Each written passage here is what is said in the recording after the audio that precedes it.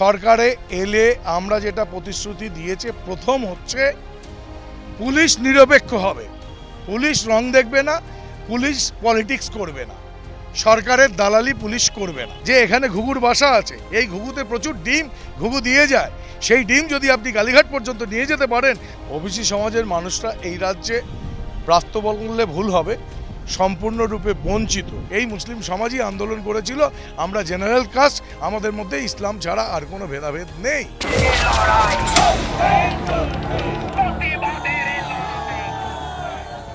নমস্কার, এই সময় লাইভে আমি প্রীতিশ বন্দ্যোপাধ্যায় এখন রয়েছি এবং আজকে এই মুহূর্তে আমি যার সঙ্গে কথা বলবো তার পরিচয় দেওয়ার আগে অবশ্যই রাজনৈতিক প্রেক্ষাপটটা নিয়ে আলোচনা করা প্রয়োজন। সেটা হলো সামনে 2026 বিধানসভা নির্বাচন। সেই বিধানসভা নির্বাচনের আগে বিজেপির পক্ষ থেকে, যেটা রাজ্য বিজেপি সভাপতি থেকে শুরু করে বিরোধী দলনেতা, তারা কিন্তু যথেষ্টই আশাবাদী এ রাজ্যে তারা সরকার গঠন করবেন। তবে বিভিন্ন সমাজের মানুষজনে তাদের মতন করে ধারণা ইতিমধ্যেই তৈরি হয়েছে। তাদের উন্নয়নের জন্য যদি বিজেপি রাজ্যে সরকারে আসে তাহলে কি কি কাজ করবে সেই সমস্ত বিষয় নিয়ে প্রশ্ন উঠছে। তবে আমি এই মুহূর্তে যার সঙ্গে এখন কথা বলবো তিনি হলেন রাজ্য বিজেপির ওবিসি মোর্চার সহসভাপতি, রাজ্য বিজেপির প্রসেনজিৎ ঘোষ। প্রসেনজিৎদা, প্রথমে এই সময় লাইভে আপনাকে স্বাগত। একটা বিষয় ইতিমধ্যেই চলছে এবং ওবিসি নিয়েও কিন্তু রাজ্যের মুখ্যমন্ত্রী তিনি বারবার করে সরব হয়েছেন এবং এই বিষয়টাকে কিভাবে দেখছেন? কারণ ওবিসি সমাজের যারা মানুষজন রয়েছেন তারাও কোথাও একটা দাবি তো রাখেন যে এ রাজ্যের উন্নয়নের জন্য বা তাদের উন্নয়নের জন্য এ রাজ্যের সরকার, তৃণমূল সরকার কতটা কি করলো বা আপনারা কি করতে পারবেন? দেখুন, ওবিসি সমাজের মানুষরা এই রাজ্যে প্রাপ্ত বললে ভুল হবে, সম্পূর্ণরূপে বঞ্চিতও যদি বলে থেমে থাকি সেটাও অন্যায় হবে। তার কারণ এখানে স্টেট স্পন্সর্ড টেররিজম চলছে ওবিসি সমাজের মানুষের উপর। কারণ সনাতনী হিন্দু ওবিসিরা আমাদের এই রাজ্যে আমরা দেখেছি, আমি বঙ্গীয় যাদব মহাসভার পশ্চিমবঙ্গের সহসভাপতি। 1924 সাল থেকে আমাদের বঙ্গীয় যাদব মহাসভা আন্দোলন করেছিল ওবিসি সমাজের জন্য। স্বাধীনোত্তর কাকা কালকের কমিশন হয়েছিল, নেহেরুজি সেই কমিশন ডিপ ফ্রিজে পাঠিয়েছিলেন। তারপর রোহিণী কমিশন থেকে মণ্ডল কমিশনের পরে আমরা কি দেখেছি যে সারা ভারতবর্ষ জুড়ে একটা আলোড়ন সৃষ্টি হয়েছিল এবং যে সরকার ছিল সেই সময়কার, সেই সরকার ভিপি সিংয়ের সরকার এবং অটল বিহারী বাজপেয়ী, আদবানিজিরা, তারা পিছিয়ে পড়া যে অন্যান্য বর্গের মানুষ আছেন তাদেরকে সাংবিধানিক স্বীকৃতি দিয়েছিলেন 27% সংরক্ষণের মধ্য দিয়ে। মোদিজি যেটা পুরোপুরি সাংবিধানিক স্বীকৃতি দিয়েছেন আমাদের ভারতবর্ষে, যে ওবিসির জন্য ওবিসি কমিশন গঠন করেছে। আগে এটা কমিশন ছিল না, বোর্ড ছিল। কংগ্রেস কখনোই বলতো না যে জাতপাতের পিছিয়ে পড়া জাত, এটা বিশ্বাস করতো না, কারণ ওরাও সেই একটা কোথাও জমিদারিত্ব প্রথার মধ্য দিয়ে পিছিয়ে পড়া মানুষদের উপর অত্যাচার করতো। আমাদের ন্যাশনাল ওবিসি কমিশনের যিনি চেয়ারম্যান, দেখা করেছি আমি এবং আমাদের মোর্চার পক্ষ থেকে দেখা করা হয়েছে, তিনি নোটিশ পাঠিয়েছেন রাজ্য সরকারকে। সেখানে ওবিসি দপ্তরের সচিবকে নোটিশ পাঠানো হয়েছে, তাদের কোনো উত্তর নেই। তারা কি বলেছেন যে এখানকার মুসলিম সমাজ যাদেরকে দিচ্ছে তারা কোথাও না কোথাও তাদের অ্যানসেস্টাররা তারা কি ছিল, তারা হিন্দু ছিল। সংবিধানে প্রবিধান নেই, কি তার প্রমাণ রয়েছে? অথচ আমরা দেখেছি 93 সালের আন্দোলনের পরেই এই মুসলিম সমাজই আন্দোলন করেছিল, আমরা জেনারেল কাস্ট, আমাদের মধ্যে ইসলাম ছাড়া আর কোনো ভেদাভেদ নেই। আজকে ওবিসি সমাজের মধ্যে কি আছে? কাস্ট আছে, তার সাব কাস্ট আছে। কিন্তু মুসলিম সমাজের মধ্যে যদি বলি আকবর পাঠান, তার সাব কাস্ট কি? আইডেন্টিটি কোথায়? Where is the identity?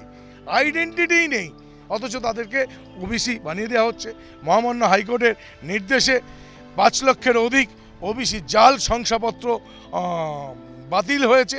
Supreme কোর্টের ব্যাপারটা সাবজুডিস রয়েছে, তা সত্ত্বেও সুপ্রিম কোর্টে কোনো ইন্টারিম অর্ডার ছাড়াই এই সরকার মানে চাকরির ক্ষেত্রে এবং উচ্চশিক্ষায় যে 27% সংরক্ষণ করেছে, সেখানে এ ক্যাটাগরি বি ক্যাটাগরি বলে মুসলিম সমাজকে এগিয়ে দিয়ে চালিয়ে দিচ্ছে। ওবিসি সমাজ বাংলার ভীষণভাবে খেপে আছে।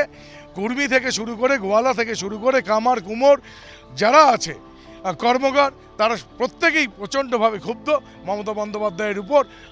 আজকে বাংলাতে প্রায় ৪৫% মানুষ ওবিসি সম্প্রদায়ভুক্ত রয়েছে। শুধু তো ওবিসি সমাজের মানুষজন নয়, কারণ আপনি বললেন যে ওবিসি সমাজের মানুষজন উপেক্ষিত। এই রাজ্যের মুখ্যমন্ত্রী বা এই রাজ্যের সরকার সে অর্থে কোনো রকমভাবে যারা হিন্দু সনাতনীরা রয়েছেন তাদেরকে জায়গা দিচ্ছে না।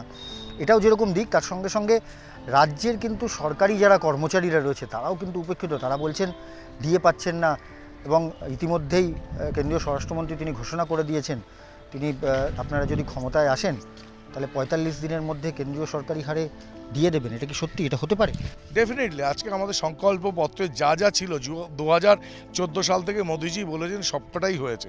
আজকে 370 ধারা থেকে শুরু করে ওয়ান রেশন থেকে শুরু করে 3 তালাক বিলের অবলুপ্তি ঘটানো, তো এই সমস্ত কাজ কিন্তু আমাদের সংকল্পপত্র অনুযায়ী হয়। আমাদের সংকল্পপত্রে এটা থাকবে। আর এখানকার সরকারি কর্মচারীদের যে উপেক্ষা করছে নয়, এটা স্টেট স্পন্সর একটা করাপ্টেড সরকার এই রাজ্যে চালাচ্ছে। সেখানে ডোল পলিটিক্স এরা করছে। ডোল পলিটিক্সের জন্য এদেরকে মহামান্য সুপ্রিম কোর্ট অর্ডার দেওয়া সত্ত্বেও এদের ভাতাটা দিতে পারতেন 25%, কিন্তু 25% দেননি। এই রাজ্যে মুখ্যমন্ত্রী আজকে কি দেখাচ্ছেন? উনি ধর্নায় বসেছেন। ধর্না উনি করছেন, উনি বলছেন যে সাধারণ ভোটারদের নাম বাদ যাচ্ছে, জেনুইন ভোটারদের নাম বাদ যাচ্ছে, সাধারণ মানুষের জন্য উনি ধর্নায় বসেছেন। আর আপনারা আক্রমণ করছেন না, আমরা আক্রমণ করছি না। আজকে যে এসআইআরটা হচ্ছে সুপ্রিম কোর্টের মনিটরিংয়ে হচ্ছে। বিচারকেরা আজকে এই অ্যাডজুডিকেটেড যেগুলো আছে সেগুলো দেখছে, তথ্য তালাশ তারা করছে এবং খুঁটিয়ে দেখছে। সেখানে কি দেখছি আমরা? একটা চিত্রনাট্য। সেই জলি এলএলবি ছবিটার কথা আমার ভীষণ মনে পড়ে যাচ্ছে, যে বিচারকের বিরুদ্ধে, সেই এসআইআরের যারা বিচারক আছে তাদের বিরুদ্ধে উনি ধর্ণা দিতে বসেছেন, তো বিচারকও ধর্নায় বসে গেছেন। আজকে এই রাজ্যে সরকারি কর্মচারীরা ধর্নায় বসছে, এই রাজ্যের মাদ্রাসার শিক্ষকরা ধর্নায় বসছে, এই রাজ্যের শিক্ষিত যারা চাকরিহারা তারা ধর্নায় বসছে, আজকে অঙ্গনারীরা ধর্নায় বসছে, আইসিডিসিএস এর কর্মীরা ধর্নায় বসছে, ছায়া যারা প্রকল্পের কর্মীরা আছে তারা ধর্নায় বসছে। তো দিদিও বললেন আমিও তাহলে ধর্নায় বসে পড়ি। আপনারা সরকারে এলে সমস্যার সমাধান হবে? সরকারে এলে আমরা যেটা প্রতিশ্রুতি দিয়েছে, প্রথম হচ্ছে পুলিশ নিরপেক্ষ হবে, পুলিশ রং দেখবে না, পুলিশ পলিটিক্স করবে না, সরকারের দালালি পুলিশ করবে না, এই জায়গাটা আমরা এনশিওর করব। দ্বিতীয়ত হচ্ছে নিয়োগের ক্ষেত্রে স্বচ্ছতা থাকবে। সেখানে কেউ 6 পাস কোনো লোক এসএসসির এক্সামে এনলিস্টেড হবেন না। আজকে এই এসএসসি যে ঘুঘুর বাসা, এই ঘুঘুর বাসাটা বামফ্রন্ট সরকারের শেষ জামানায় তৈরি হয়েছিল, এই মানিক ভট্টাচার্য বামফ্রন্ট সরকারের সময় ছিল, দিদিকে কিন্তু এটা ধরিয়ে দিয়েছিলেন। এই জায়গায় দাঁড়িয়ে রয়েছে। আর বিজেপি আসলে আপনারা জানেন যে প্রথম Vande Bharat sleeper coach train এখানে পেল। আজকে শিলিগুড়ি থেকে কলকাতা যে হাইওয়ে 750 কোটি টাকা বরাদ্দ থেকে শুরু করে আগামীকাল আমাদের নরেন্দ্র মোদী আসবেন বা আগামী দিন আরও আসবেন, উনি যে উন্নয়নের কথা বলেন সেটা রাখেন। 22শে নভেম্বর, আমি তারিখ দিয়ে বলে দিচ্ছি, 22শে নভেম্বর 30,000 কোটি টাকা দিয়েছেন কেন্দ্রীয় প্রকল্পের জন্য। আবাস যোজনার টাকা কেউ তারপর থেকে পায়নি। কেন পায়নি? একই লোক 3 বার পাচ্ছে। বিজেপি আসলে এটা হবে না। বিধবা ভাতা, বার্ধক্য ভাতা রং দেখে দেয়া হচ্ছে। এখানে থানায় কোনো ভিকটিম যদি যায়, কারোর মাথা ফাটে যদি, তাহলে কাউন্টার কেস করানো হয়। তৃণমূলের বিরুদ্ধে যদি মামলা থাকে তাকে ডেকে এনে কেস করানো হয়, আর যার মাথা ফাটে তাকে 107 ধারায় মামলা রুজু করা হয়। এ রাজ্যে সেটা হচ্ছে। ভাবা যায় কি চূড়ান্ত অরাজক পরিস্থিতি রয়েছে। আমাদের ভাবতে হবে, বাংলার প্রতিটা মানুষকে ভাবতে হবে।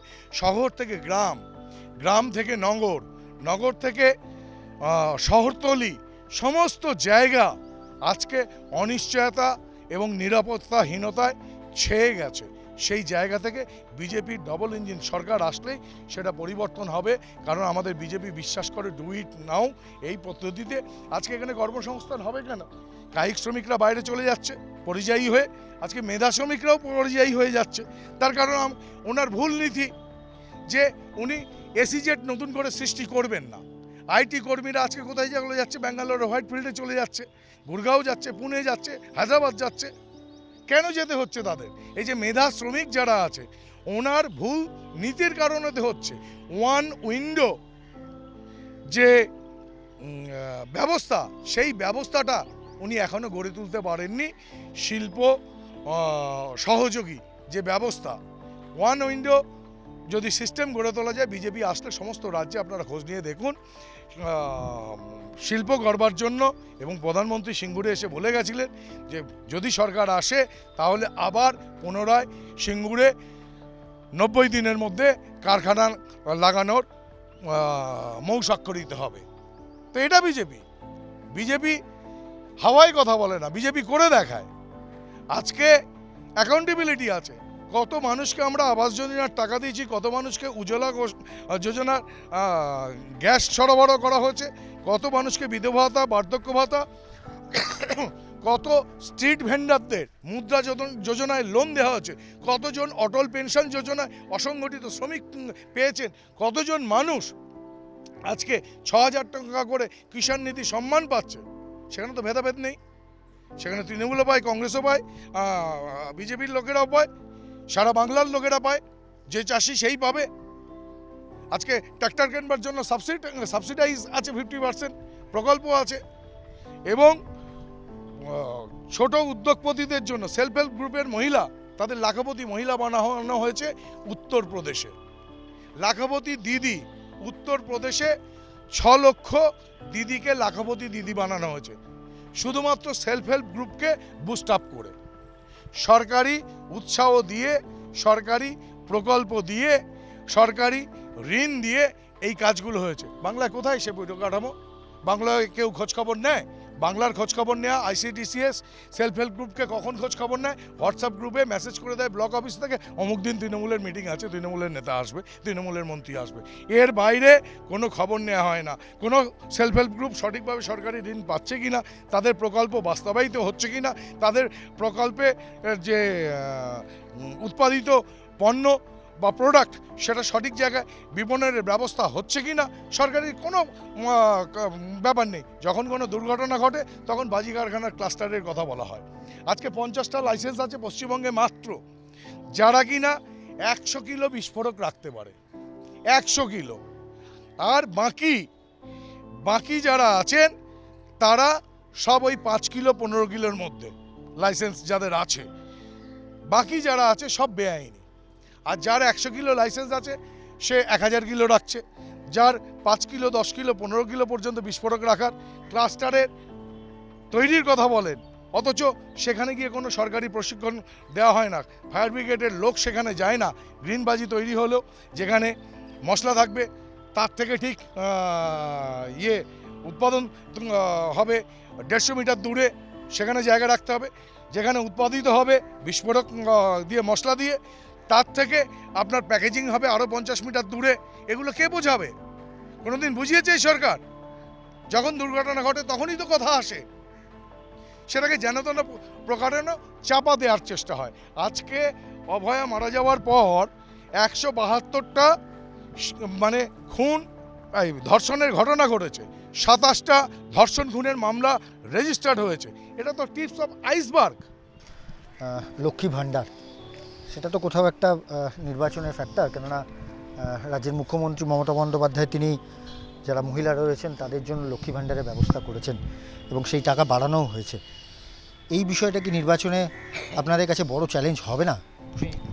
দেখুন, এই লক্ষ্মী ভাণ্ডারের কথা বললে আমাকে বলতে হয়, আমি কেন্দ্রীয় সরকারের যে সামাজিক প্রকল্পগুলো আছে সেই প্রকল্পের অনেক কাজ করেছি হাতে কলমে। আমাদের যে প্রভার্টি লিস্ট ছিল এবং প্রভার্টি লিস্টের যে টাকা ধরা হয় সেই টাকাটা হচ্ছে এখন 12,000 টাকা। তার নিচে যারা তারা হচ্ছে দরিদ্র, তার উপরে যারা তাদেরকে দরিদ্র ধরা হয় না। তো সেই জায়গায় দাঁড়িয়ে আমরা যদি দেখি যে প্রভার্টি 1 হয় 33 স্কোর থাকে, তার বাড়ি কেমন, তার সরকারি তার মোটরসাইকেল আছে কি না, কালার টিভি আছে কি না, ফ্রিজ আছে কি না, বা ওই হাউসহোল্ড কমোডিটিস বিলাসী কোনো দ্রব্য আছে কি না, এগুলো নিয়ে ধরা হয়। তো আজকের এই যে 1000 দিক, 1200 দিক আর 1500 দিক, তাতে কি কারুর দারিদ্রতা ঘোচে? মাছ দরিয়ায় সমুদ্রের মধ্যে খড়কুটো পেয়ে মানুষ সেটাকে নেওয়ার চেষ্টা করছে। সমুদ্রে ভাসিয়ে রেখেছে বাংলাকে, যেখানে কোনো কর্মসংস্থান নেই। তাহলে কোন জায়গায় পৌঁছে গেছে বাংলা, যেখানে এই ডোল পলিটিক্স দিয়ে চালাতে হচ্ছে, মুখ রক্ষা করতে হচ্ছে। আজকে ক্লাবগুলোকে টাকা দিচ্ছেন অতগুলো টাকা, নির্বাচনের আগে উনি এই লক্ষ্মীর ভাণ্ডার দিক, কোনো আপত্তি নেই, আমাদের আপত্তি নেই। এটা কি নতুন শহরে ওই কসমেটিক কালার দিয়ে সব কিছু বোঝানো যায়? তো বাংলা কোথায় দাঁড়িয়ে রয়েছে? ভাতের হাঁড়ির যেমন একটা চাল টিপলে বাংলার মায়েরা বোনেরা বুঝতে পারেন ভাত হয়েছে কি না, তেমনি মমতা বন্দ্যোপাধ্যায়ের রাজ্যে আজকে একটা চাল টিপলে বোঝা যায় তার এই রাজ্যের ভাতের হাঁড়ির খবর কী। একদমই, অসংখ্য ধন্যবাদ প্রসেনজিৎ দা।